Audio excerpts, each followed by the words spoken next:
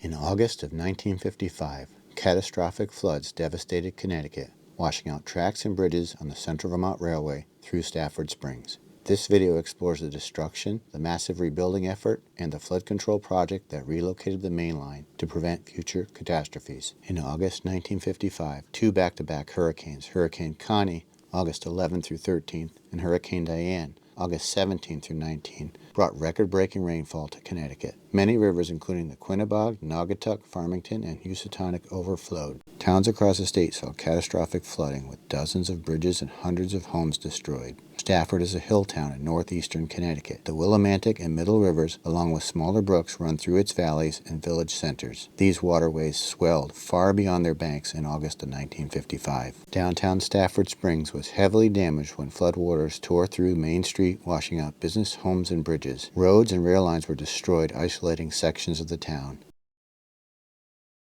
Factories and mills along the riverbanks, many already struggling in the post-war decline of Connecticut's textile industry, were severely damaged or lost entirely.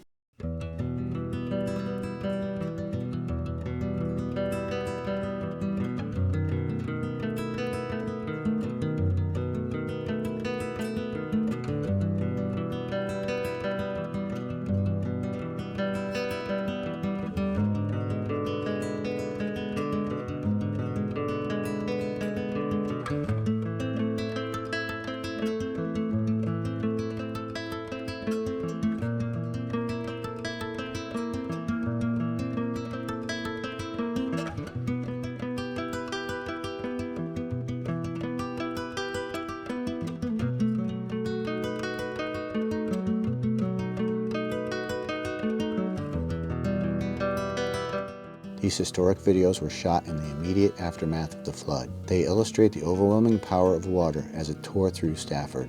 Looking down East Main Street, we see the iconic Stafford Savings Bank, which was established in 1874 and still going strong.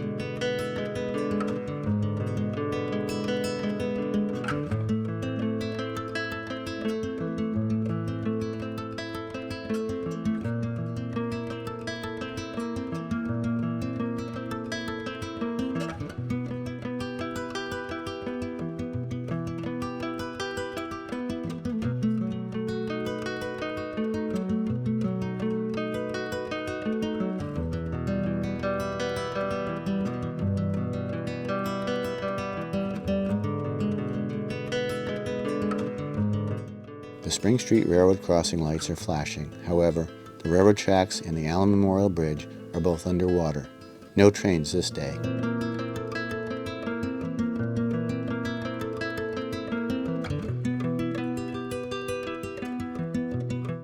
The Stafford Worsted Mill was once a railroad-served customer.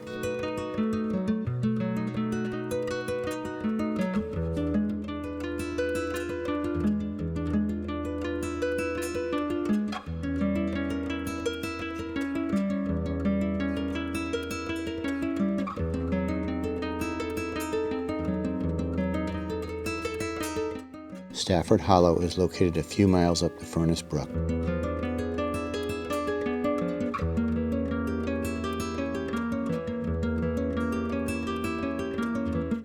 Furnace Ave is just north of the station, which can be seen with the floodwaters halfway up its first floor walls.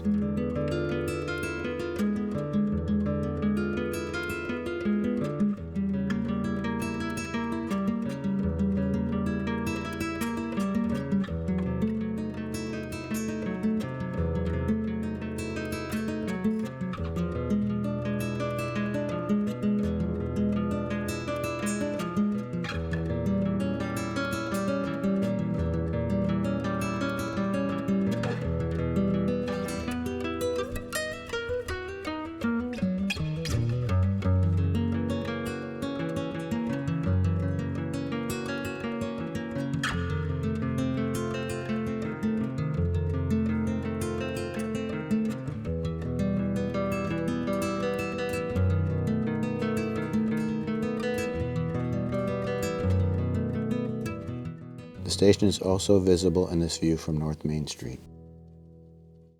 Our final view is from a rooftop east of the station. The 1955 disaster spurred major flood control efforts in the state and region. For Stafford and neighboring towns, this included new flood control dams designed to prevent a repeat of the devastation. This map shows the current New England Central main line in blue and the discontinued Central Vermont Railway main line in red. We are fortunate to have the following images taken by Jim McFarlane after the flood in 1950s and later in 1965 and 66 during the construction of the new main line. This is a northbound view of the Pratt Truss Bridge located on the second crossing of the Willimantic River, south of Stafford Springs. This is a southbound view from underneath the Route 32 overpass. The gentleman in the photo is likely a surveyor. This image is labeled Babcock's Crossing. This may have been the name of the former grade crossing, which is still visible on the left. The deck plate girder bridge is just located north of Babcock's Crossing. The new white fence was added to prevent cars from crashing over the tracks. This annotated 1952 topo map shows the location of the crossing prior to the change. This Google map shows a new river road alignment.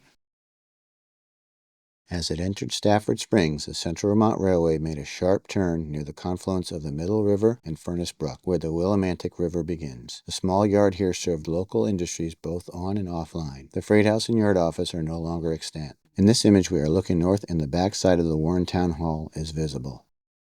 Now looking south across the Furnace Brook Bridge, we can see a coal shed and an oil dealer in the yard. Note there are 3 tracks crossing the bridge. Today, only the main line remains. Passenger service ended in 1946, and this 1953 image shows a hastily constructed trackside addition. The depot was built in 1893, replacing an earlier one. It was used by local businesses until the town of Stafford purchased it in 1972. This image of the Spring Street crossing hasn't changed much. The Granite Arch Bridge was built in 1912 and paid for by Christopher Allen, a local mill owner. Note the telegraph poles and the spur track that once served the Stafford Worsted Mill. This 1956 image of a plate girder bridge is actually the second crossing of the Middle River, located behind the Stafford Motor Speedway. Although it's very faded, the writing on this bridge across Route 32 reads, Central Vermont Railway, route of the Rocket Fast Freight. Continuing north, we cross the Middle River twice before reaching Orcutt's. This one is a plate girder bridge and the next one is a ballasted deck trestle.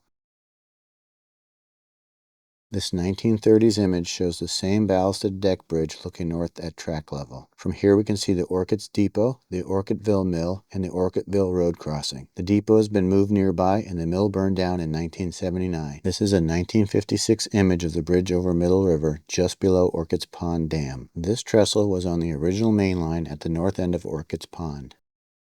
This is the smaller of 2 culverts built on the new main line. It's located just north of the abandoned Kurt Road. This is the second and largest of the 2 culverts built on the relocated main line.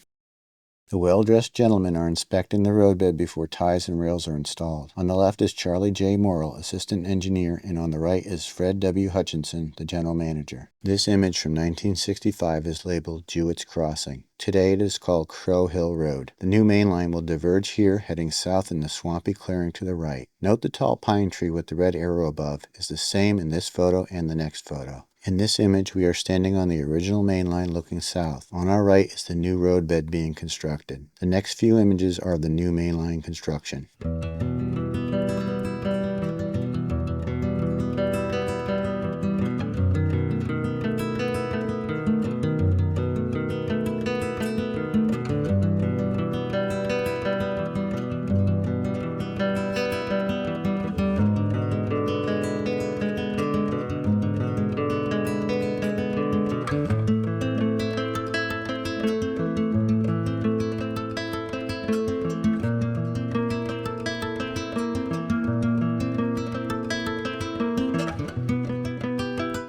These 2 photos from August 1965 illustrate the construction of the forms for the Diamond Ledge Road overpass.